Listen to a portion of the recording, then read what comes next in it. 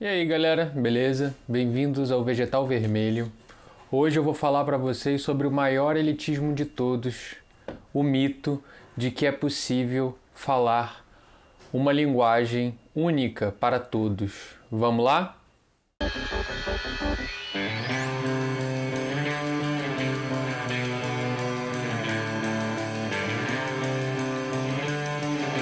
Então, galera, na militância, a gente vê muita crítica direcionada a um certo elitismo da academia e que essa acusação é verdadeira e é plena de sentido.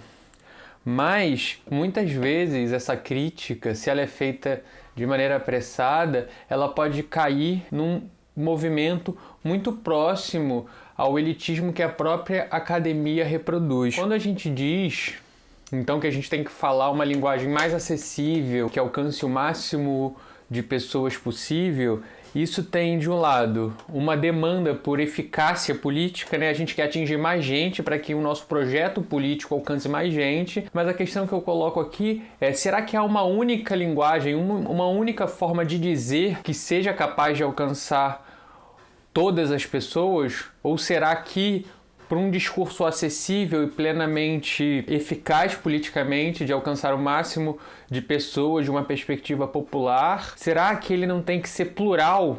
Plural só não na sua forma de se expressar, na sua forma de falar, mas plural também nas faces e nas figuras que estão expressando esse tipo de pensamento, É muito óbvia a conexão entre uma estrutura política personalista, por exemplo, e essa demanda por uma linguagem homogênea que fale e comunique para todos. Então não é à toa que a gente vai dizer, não, Lula sabia falar para o povo, porque ele tinha um vocabulário simples, comum, e a gente associa esse tipo de vocabulário, por exemplo, do Lula, com uma forma que tem mais alcance, mas essa forma de expressão, ela primeiro está associada à imagem de uma pessoa que por si só é problemático, porque a gente não quer que o movimento seja vinculado a imagens de pessoas individuais, mas na verdade seja vinculado a lutas coletivas, e de outra essa imagem de que é possível ter um discurso que vai falar para todas as camadas sociais e que dentro dessas camadas sociais existem recortes, existem pessoas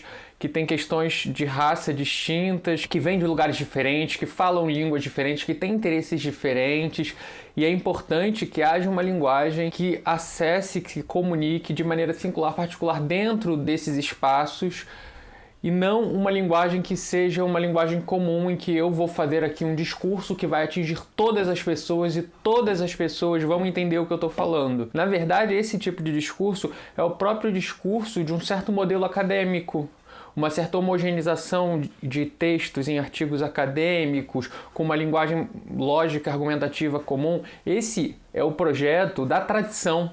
Esse é o projeto também do neoliberalismo, uma forma homogênea, única, acessível, que todas as pessoas consigam se comunicar com ela e que acesse a todas as pessoas. E para que isso aconteça é preciso que haja uma produção de uma subjetividade também homogênea. Então essa demanda por um discurso acessível que atinja todas as pessoas e que não tenha uma forma de expressão particular, ela é absolutamente opressiva e ela está em plena concordância também com o aspecto mais opressivo do discurso acadêmico, que é a padronização em certa normatividade para o próprio pensamento operar.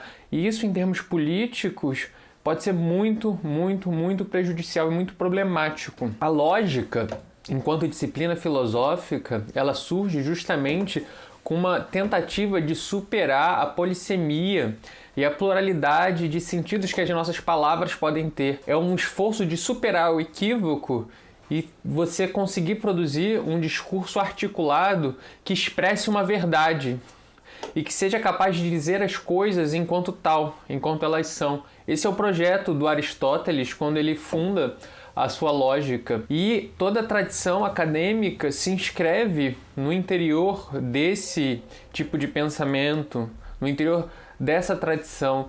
E isso mascara uma pluralidade de formas de acesso ao conhecimento que não passa por essa forma da razão ocidental e lógica. Em nome desse tipo de argumentação, que tem a sua validade, tem o seu espaço de importância, se cometeu epistemicídio, se cria hierarquia e monopólio de formas de conhecimento, você rebaixa formas de conhecimento de certos povos em detrimento de um certo modelo de conhecimento ocidental que se coloca como hegemônico. Isso é muito problemático. A gente tem diversos exemplos que a gente pode dar. Um exemplo muito comum que as pessoas debatem muito é, por exemplo, o texto da Silvia Federici, que ele mostra, por exemplo, o Caliban e as Bruxas, que ele mostra como o saber, o conhecimento que era passado de mulher para mulher, das parteiras, e todo o conhecimento do seu próprio corpo, do corpo feminino, dos conhecimentos de ervas abortivas, etc. Isso foi mascarado, foi morto em nome de um conhecimento científico que estava na mão do Estado, da Igreja e dos homens. E aí tem todo um processo que ela mostra como as parteiras foram sendo abortadas desse espaço e sendo proibidas de participar de todo esse processo, e em que, em alguma medida, um processo de aniquilação dessa forma de conhecimento das mulheres, que era passada de uma para outra, de geração para geração, que eram acusadas de bruxaria, e essa passagem para um certo conhecimento científico, lógico, argumentativo, que no final das contas era usado como modelo de dominação.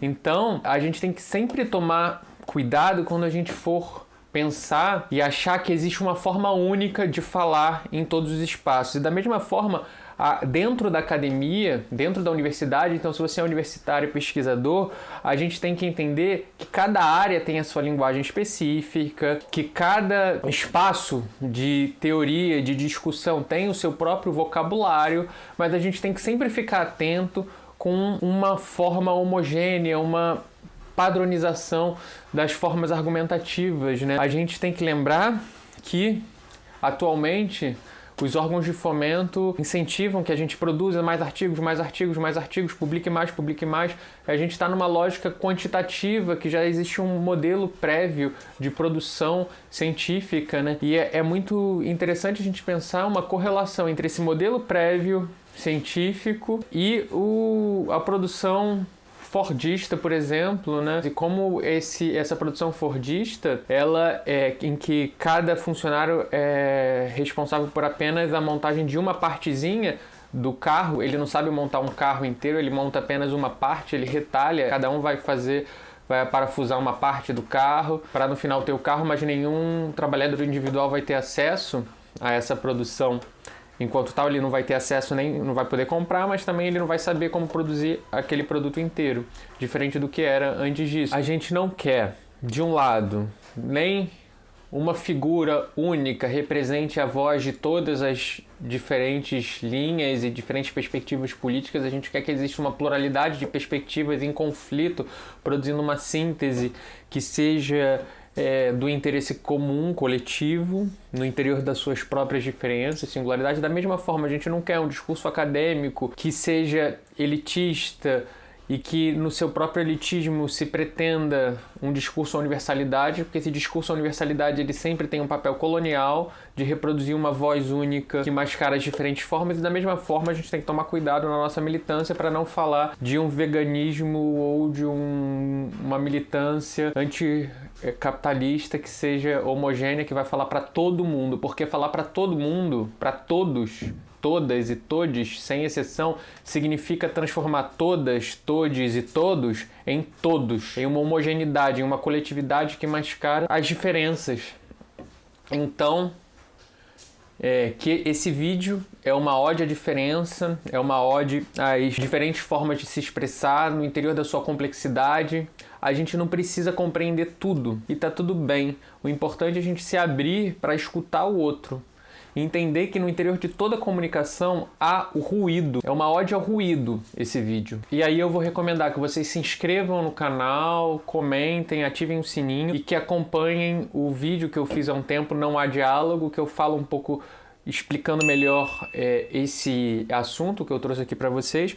Mas é isso, vamos explorar, vamos criar novas formas de se expressar, vamos falar em toda a sua complexidade, em toda a dificuldade. a gente pode criar formas, a gente pode falar de conceitos, de termos teóricos muito difíceis de diversas formas. A gente pode falar de maneira acessível, de maneira livre, a gente pode falar de maneira complexa, a gente pode falar de maneira poética. Cada uma dessas formas que a gente falar isso vai atingir as pessoas de uma maneira diferente. Cada voz tem um timbre singular, cada voz tem nuances, e uma mesma voz ela pode ser expressa de formas distintas. Eu vou publicar um livro super complexo de filosofia, que deve sair em setembro ou em outubro agora de 2020, mas eu também estou aqui no canal tentando falar de outra forma. Eu dou aula, na minha aula eu falo de outra forma também, que é diferente do livro, que é diferente daqui do canal. Eu tenho um Instagram no qual eu posto fotos e alguns textos, eu tenho o Twitter que eu vou militar de outra forma. Eu tenho formas distintas de me colocar, e cada uma dessas formas tem uma efetividade e uma motivação política, né? E nenhuma delas passa uma mensagem homogênea e universal. Cada uma dos espaços da mensagem tem a ver também com a mensagem que está sendo passada. A gente não pode fazer uma separação entre forma e conteúdo. Quando a gente altera a forma, a gente altera o conteúdo também, né? Eu acho que essa é a grande lição de todo esse debate, né? Eu acho que é isso, galera. Considerem o veganismo, mas que ele seja popular, anticapitalista e interseccional.